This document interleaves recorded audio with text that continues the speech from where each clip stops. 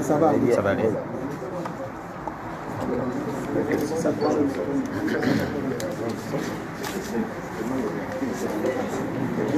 S'il vous plaît, un peu de silence. Je peux mettre ce téléphone sur côté, ça va aller, parce que là,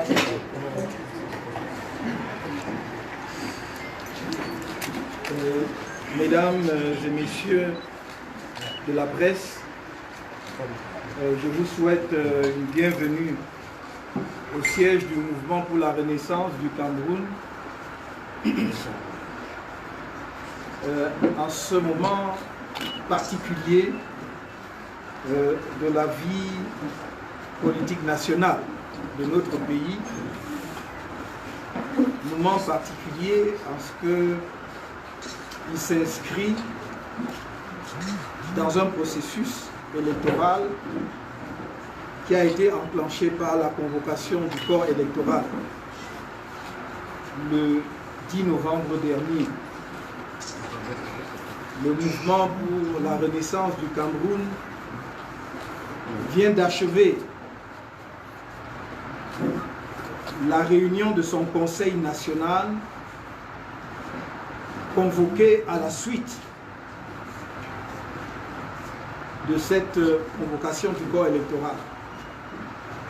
Je m'en vais donc présentement déclaration, celle de notre parti, le MRC, au sujet des élections législatives et municipales du 9 février 2020. Moins d'un an après sa création en août 2012, le MRC au double scrutin législatif et municipal du 30 septembre 2013.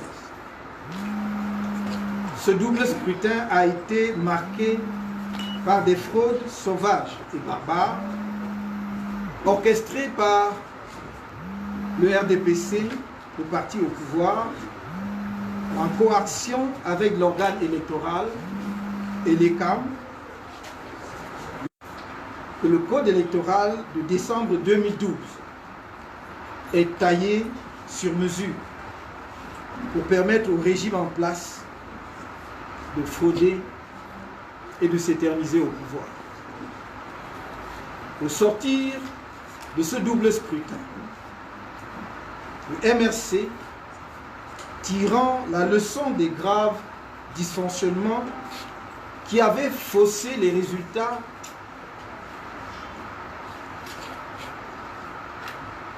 à son détriment, a déposé une proposition de loi tendant à la révision du code électoral à l'Assemblée nationale en novembre 2014. Le règlement de l'Assemblée nationale prévoit qu'après 3 sessions consécutives de cette Chambre, toute proposition de loi régulièrement introduite est d'office inscrite à l'ordre du jour du bureau de l'Assemblée. Malheureusement, jusqu'à la convocation du corps électoral le 9 juillet 2018 pour le scrutin présidentiel du 7 octobre 2018, la proposition de loi du MRC portant code électoral n'avait même pas été inscrite à l'ordre du jour du bureau de l'Assemblée nationale, nonobstant les campagnes populaires menées en direction des députés et de l'opinion nationale par notre parti. Monsieur le Président, continue.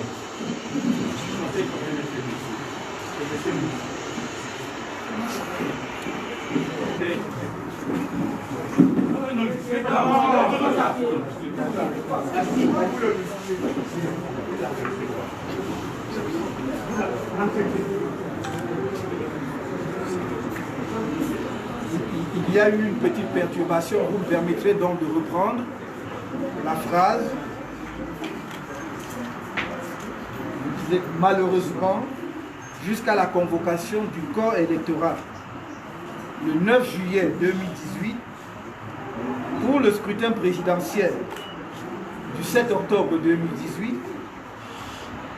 la proposition de loi du MRC portant réforme du code électoral n'avait même pas été inscrite à l'ordre du jour de l'Assemblée nationale, nonobstant les campagnes populaires menées en direction des députés et de l'opinion nationale par notre parti pour alerter sur le risque d'une crise électorale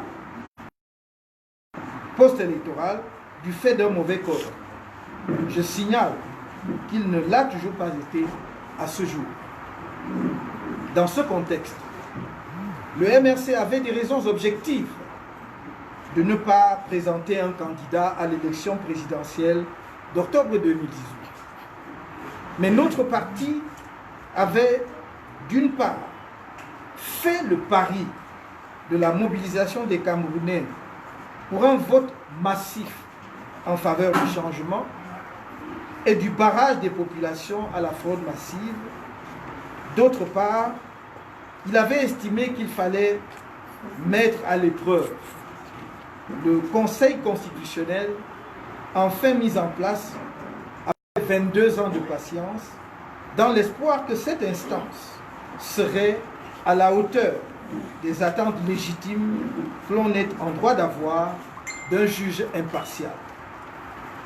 De surcroît, le MRC était mu par la volonté de ne pas laisser le Cameroun sombrer dans une crise politique, alors même que les deux régions anglophones et la région de l'extrême nord du pays étaient plongées dans des conflits armés désastreux, tant pour les populations que pour notre pays.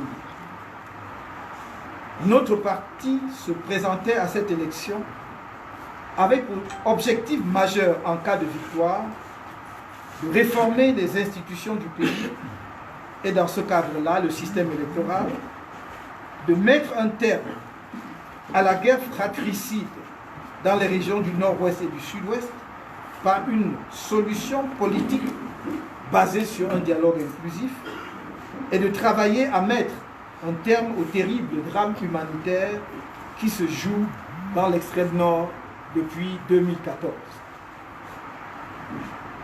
À l'occasion de la campagne présidentielle, les institutions de la République ont été dévoyées et mises au service d'une propagande féroce et haineuse, du tribalisme primaire et d'ostracisme administratif sans précédent contre le candidat du mouvement pour la renaissance du Cameroun, votre humble serviteur. Et malgré cela, celui-ci a remporté le scrutin dans les urnes avec un score de 39,74% contre 38,47% pour M. Paul Biya, en dépit des multiples fraudes extrêmement graves, des irrégularités de diverses natures, des pressions et de la corruption des électeurs, des pressions et des violences sur les représentants du candidat du MRC et des membres de sa coalition dans les bureaux de vote, etc. Cependant, à la suite d'un contentieux post-électoral conduit en mondovision par un conseil constitutionnel dont les membres étaient tous, et demeurent d'ailleurs tous aux ordres du pouvoir, c'est M. Paul Biya qui a été officiellement déclaré vainqueur. Il l'a été en dépit notamment des faits suivants. La récusation de plusieurs membres du Conseil pour leur appartenance au RDPC et ou leur violation des dispositions de la loi relative aux incompatibilités. La production par le candidat du MRC et de ses avocats 32 faux procès-verbaux départementaux non signés et portant sur près de 1 800 000 voix comptabilisées en faveur du candidat du RDPC. La production en pleine audience de faux procès-verbaux par un éminent membre du Conseil constitutionnel. La preuve des fraudes et autres irrégularités alléguées par le candidat du MRC et de sa coalition. La démonstration qu'il n'y avait pas eu d'élection dans les régions du Nord-Ouest et du Sud-Ouest. Face à ce hold-up électoral assumé par le régime RDPC et la persistance de la guerre dans le Nozo, le MRC et ses alliés ont lancé un programme national de résistance dès la fin du mois d'octobre 2018 avec pour revendication majeure le recomptage des votes, bureau de vote par bureau de vote, sur la base de la confrontation des procès-verbaux avec les fiches d'émargement. La fin de la guerre civile dans le Nord-Ouest et le Sud-Ouest. La réforme consensuelle du Code électoral.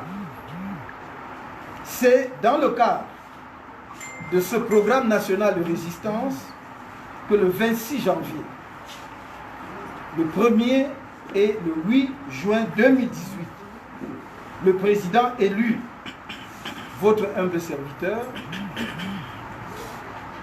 des leaders alliés et des centaines de militants et sympathisants du mouvement de la Renaissance pour le Cameroun ont été arbitrairement arrêtés et illégalement détenus alors qu'ils manifestaient pacifiquement, traduits pour un bon nombre d'entre eux devant le tribunal militaire de Yaoundé pour des crimes dont certains sont passibles de la peine de mort.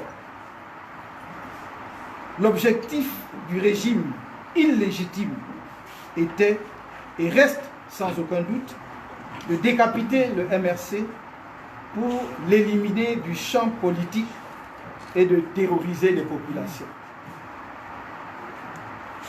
Bien que de nombreux militants et sympathisants du MRC aient été libérés, notamment à la suite du communiqué du 4 octobre 2019, le premier vice-président de notre parti, M. Mamadou Yakouba Mota, et 14 autres militants, dont M.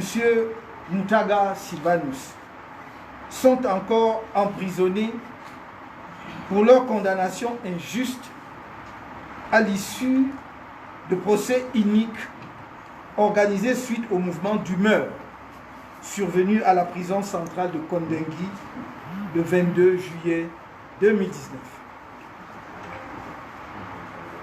La participation du MRC au scrutin présidentiel du 7 octobre 2018 et la retransmission à la télévision du contentieux post-électoral devant le Conseil constitutionnel ont permis au peuple camerounais, à la communauté internationale, de réaliser avec quelle brutalité le régime en place fraude pour se maintenir au pouvoir depuis bientôt 40 ans.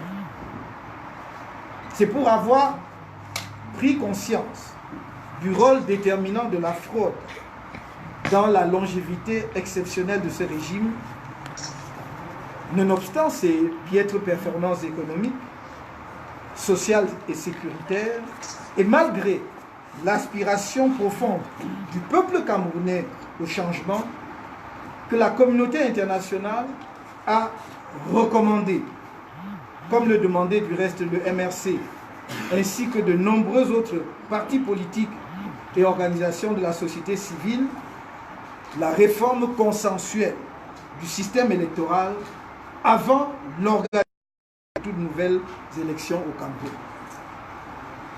Bien avant cette prise de position sans équivoque de la communauté internationale, après le scrutin du 7 octobre 2018, dans un rapport intitulé « Présidentiel 2018, revue et corrigée »,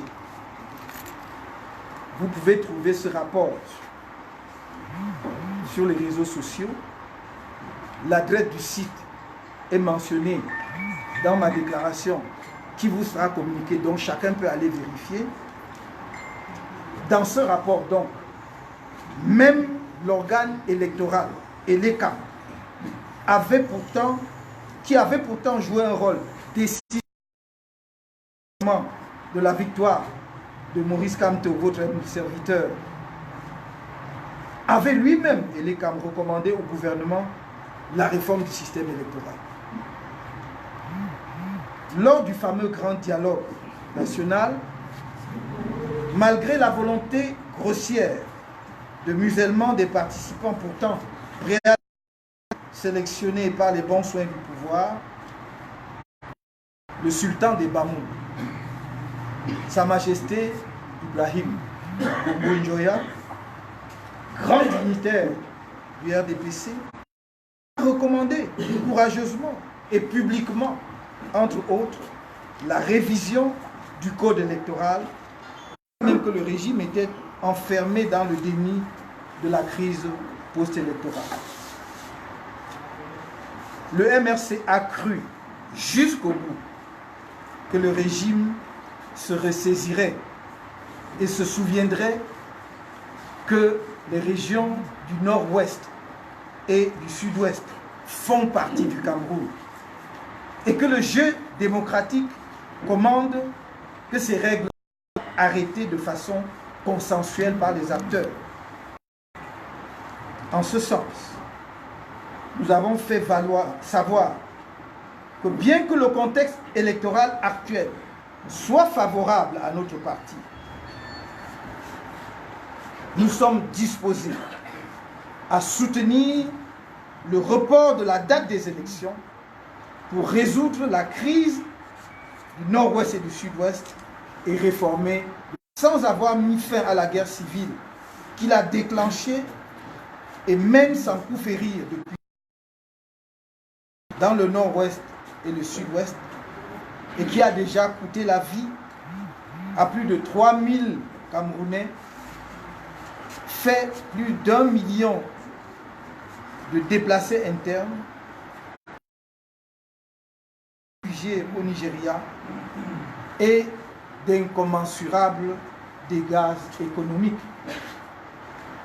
Rappelons que c'est le gouvernement lui-même qui a déclaré l'extrême nord, le nord-ouest et le sud-ouest régions fiscalement sinistrées.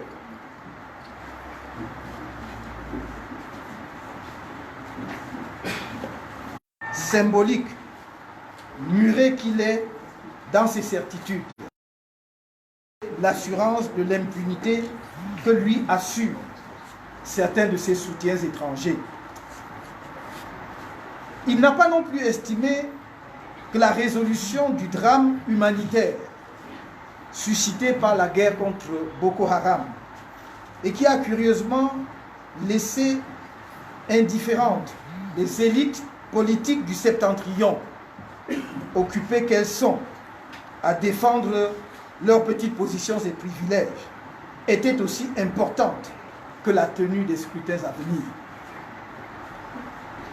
Par cette attitude responsable, il donne une fois de plus la preuve que l'avenir du Cameroun, un pays meurtri, qui lui a pourtant tout donné, ne l'intéresse pas plus que son maintien au pouvoir. On est en droit de se poser la question de savoir quel est le niveau de destruction du pays qui pourra l'amener à se ressaisir. Même nos 9 mois de prison et le sacrifice de nombreux camarades héroïques, sauvagement torturés, et qui passeront le reste de leur vie avec des séquelles, n'auront pas amené le régime à retrouver un semblant de lucidité. On ne peut laisser le Cameroun entre les mains d'individus incapables de rassembler les Camerounais, avides de pouvoir et prêts à plonger le pays dans le chaos pour le conserver. Au moment où la vie politique nationale entre dans une nouvelle période d'emballement électoral, deux faits majeurs méritent d'être soulignés. Premièrement, tous les indicateurs objectifs montrent aujourd'hui que le peuple camerounais attend avec ferveur le MRC lors du double scrutin du 9 février 2020 pour lui rendre le hold-up électoral dont son candidat à la présidentielle du 7 octobre 2018 a été victime de la part du régime en place. Deuxièmement, le MRC est pleinement conscient que faute pour lui de prendre part au scrutin à venir, il ne pourra pas, dans les conditions du code électoral en vigueur, présenter un candidat à un prochain scrutin présidentiel, la loi électorale exigeant que tout candidat à une telle élection soit présenté par une formation politique ayant au moins un élu, à défaut qu'il rate la nature de personnalité dont on sait qu'elles sont pour les inféodées au régime. De même, le MRC est conscient que, faute d'avoir des conseillers municipaux, il ne pourra pas présenter des candidats à d'éventuelles élections sénatoriales et régionales dans les conditions actuelles. Pourtant, malgré ces constats cruciaux, le MRC a décidé de ne pas prendre part aux élections législatives et municipales du 9 février.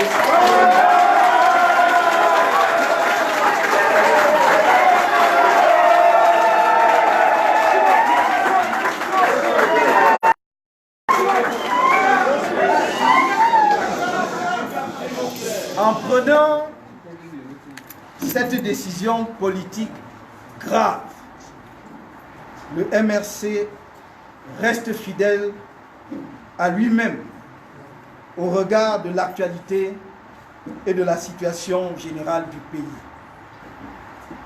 Fidèle d'abord à l'idée qu'organiser des élections au Cameroun aujourd'hui, qui plus est des élections locales, sans avoir rétabli la paix dans les régions du nord-ouest et du sud-ouest et créer les conditions d'une participation effective des populations de ces deux régions au libre choix de leurs représentants à l'Assemblée nationale et dans les conseils municipaux, c'est donner le message selon lequel ces populations ne sont pas des Camerounais et, ce faisant, consacrer la partition de fait du pays.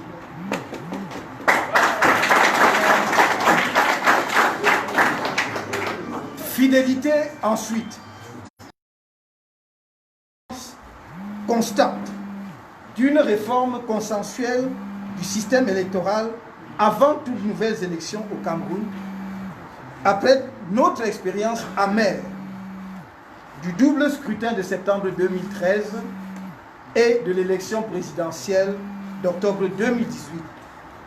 Car avec le système électoral actuel, les mêmes causes produiront inévitablement les mêmes effets, à savoir fraude massive, vol des résultats et nouvelle crise post-électorale. Certes, la décision de boycotter les élections municipales et législatives du 9 février prochain peut être mal comprise par une certaine opinion. Et vous me permettrez, avant de poursuivre, parce que je ne vais pas refaire ma déclaration en anglais, de redire ce que je viens de dire, ce passage, qui est le cœur de cette déclaration en anglais.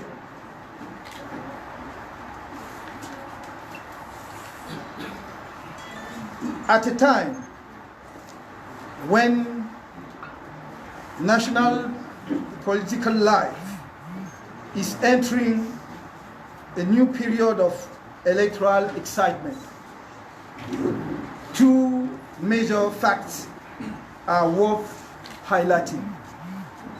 First, all the objective indicators show today that the Cameroonian people are eagerly awaiting the Cameroon Renaissance movement in the twin elections 2020 to do justice after the electoral hold-up of the October 7th, 2018 presidential election, of which his candidate was victim by the current regime. The CRM is fully aware that in case of its absence in the upcoming elections, it will not be able, under the conditions of the current electoral code, to nominate a candidate for an upcoming presidential election. The electoral law requiring that every candidate for such an election is either presented by a political party with at least one elected official, or, failing that, it gathers at least 300 signatures of personalities who are known to be largely subservient to the regime. Similarly, the CRM is aware that in the absence of city councillors, it will not be able to run for any senatorial and regional elections under the current conditions. Yet, despite these crucial observations, the Cameroon Renaissance movement has decided not to take part in the legislative and municipal elections of February 9th, 2020. By taking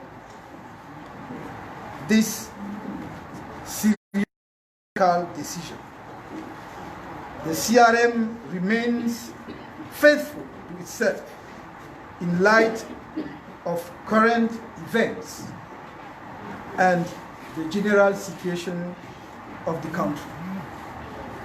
First of all, faithful to the idea that organizing elections in Cameroon today, which are more specifically local elections, without restoring peace in the northwest and southwest regions, and creating the condition for the effective participation of the populations of the two regions in the free choice of their representatives in the National Assembly and the municipal councils is to give the message that these populations are not Cameroonians, and in doing so, to acknowledge de facto participation of the country. Second, faithful to our constant demand of a consensual reform of the electoral system before all new elections in Cameroon, after our bitter experience of the twin elections of September 2013 and the presidential election of October 2018, because with the current electoral system, the same causes will inevitably affect, namely massive fraud, theft of results, and a new post-electoral crisis.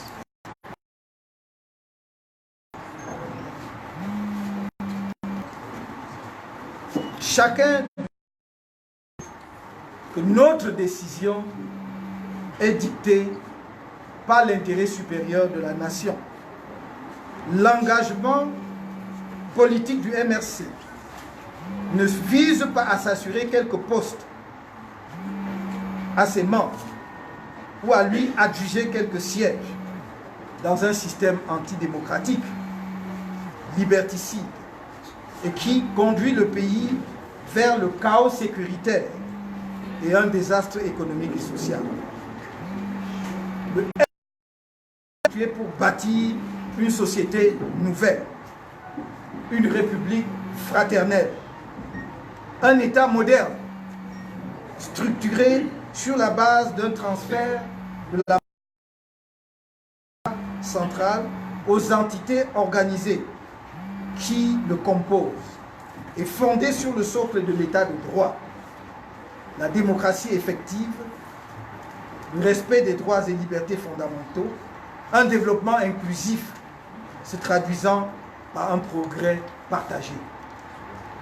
Dans cette optique, le MRC se conçoit comme un humble serviteur de notre peuple et de notre nation sur lesquels ne peut prévaloir aucun intérêt individuel ou partisan.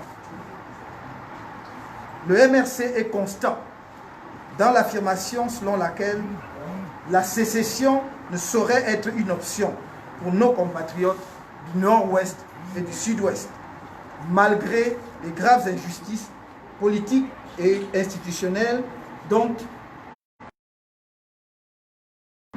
depuis 1961. Par conséquent, il ne saurait s'associer à la partition de fait ou de droit de notre cher et beau pays, que cette partition soit orchestrée par M.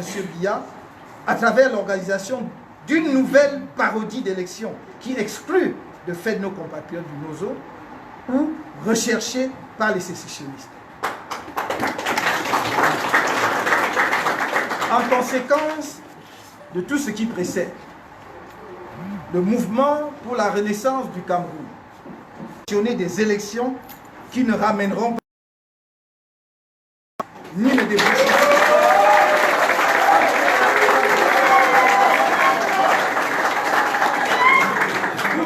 ne déboucheront sur un choix libre et transparent par les Camerounais de leurs représentants à l'Assemblée nationale et dans les conseils municipaux.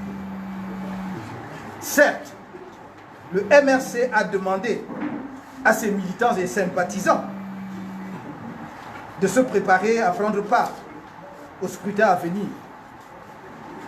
Il était persuadé que dans un sursaut patriotique, le régime en place prendrait en compte les exigences légitimes des Camerounais, même à la dernière minute. Malheureusement, celui-ci s'est enfermé dans son mépris habituel. Le pouvoir illégitime n'entend même pas respecter un minimum, qu'il s'agisse de celle du code électoral, pourtant déjà très insuffisante, ou celle régissant le fonctionnement de l'administration. Le dispositif électoral actuel, judiciaire politique. Des personnes porteuses d'un sombre projet pour notre peuple sont à l'œuvre au sommet de l'État. Elles sont prêtes à tout pour garder le pouvoir.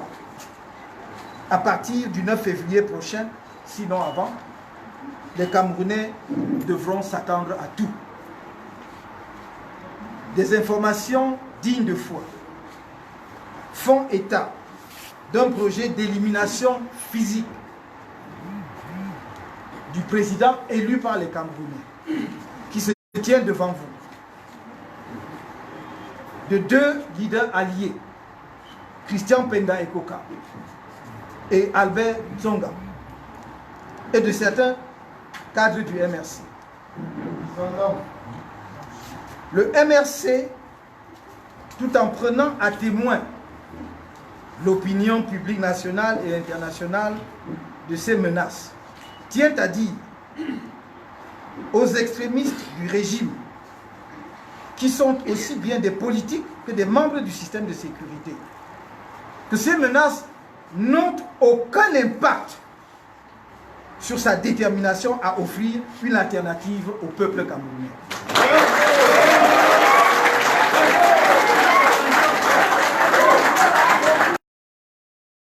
Restons mobilisés et vigilants. Résistons. La communauté internationale doit être consciente que c'est le destin du peuple camerounais qui se joue derrière cette énième provocation du régime en place. Elle doit donc se donner les moyens d'être aux côtés du peuple camerounais et non de la dictature qui l'écrase depuis près de 40 ans maintenant. Le MRC souhaite appeler l'attention de certaines puissances, membres importants de cette communauté internationale, qui, au mépris des valeurs démocratiques et des droits humains fondamentaux, portent à bout de bras le régime de M. Biya sur le fait qu'elle mène une politique de courte vue. Ces puissances agissent contre les intérêts du peuple camerounais qui, comme tout autre peuple, aspire au développement et au bien-être. Le MRC rappelle à ces puissances, prisonnières de leurs intérêts immédiats, que, comme tout peuple mature, le peuple camerounais a de la mémoire. Le MRC invite les partis politiques de l'opposition, dont certains se distinguent hélas par leur opposition au MRC plutôt qu'au pouvoir néfaste en place, à ne pas se mettre du mauvais côté de l'histoire de notre pays en cautionnant, comme par le passé, cette dernière forfaiture électorale du régime de M. Biya qui, au regard du contexte politique, sécuritaire, économique et social national, risque de détruire les derniers espoirs de reconstruction de la paix dans notre pays. Le MRC invite tous les partis politiques de l'opposition, l'ensemble de la société civile, les organisations religieuses, à se joindre à lui pour boycotter le double scrutin du 9 février 2020 et résister à la forfaiture permanente. Que Dieu bénisse le Cameroun.